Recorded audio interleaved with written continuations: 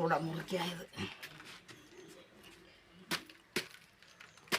ചക്ക വേവിക്കുന്ന പരിപാടി വൃത്തിയാക്കി എടുത്തിട്ടുണ്ട്.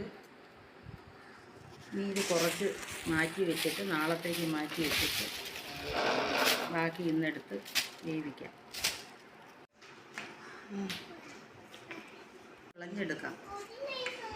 എന്നിട്ട് ഇവിടെ എല്ലാവർക്കും പച്ചക്ക് തിന്നുന്നതാണ് ഇഷ്ടം. ചക്ക വേവിച്ച് തിന്നുന്നതിനേക്കാളും പച്ചക്ക് തിന്നാലും വേവിച്ച് തിന്നാലും ചക്ക എങ്ങനെ തിന്നാലും നല്ലതാണ്.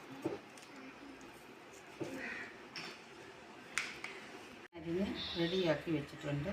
ഇനി ഇതിൽ കുറച്ച് വെള്ളം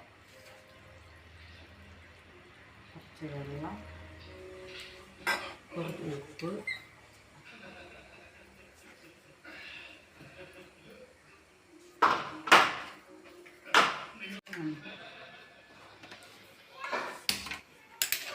അടുപ്പിൽ വയ്ക്കാം.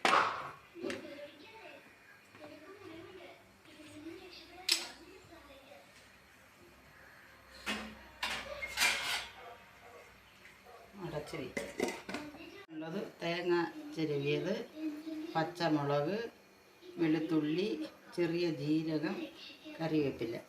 ഈ ചക്കയ്ക്ക് പച്ചമുളകാണ് ഏറ്റവും നല്ലത്. കാന്താരി മുളക് ഉണ്ടെങ്കിൽ അതാണ് ഏറ്റവും നല്ലത്. ഇവിടെ കാന്താരി കുറവായതുകൊണ്ട് ഈ വലിയ മുളക് അരയ്ക്കുവാണ്. എരിവ് കുറഞ്ഞ മുളക്, അതുകൊണ്ടാണ് ഇത്രയും ചേർക്കുന്നത്.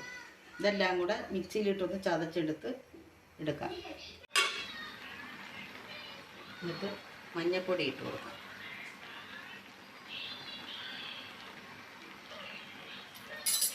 അതിൻ്റെ കൂടെ തന്നെ ചതച്ച് വെച്ച അരപ്പും കൂടി ഇട്ട് കൊടുക്കും.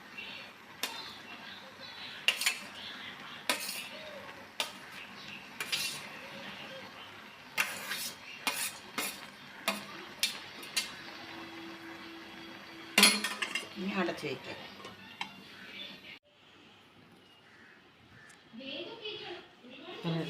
ചക്ക റെഡി ആയിട്ടുണ്ട്. എല്ലാവരും ഇതുപോലെ ഉണ്ടാക്കി കഴിച്ച് നോക്കണം. ചൂടോടെ തിന്നാൻ നല്ലതാണ്, മീൻകറിയും കൂട്ടി ഇതുപോലെ. അതുകൊണ്ട് എല്ലാവരും സപ്പോർട്ട് ചെയ്യണേ.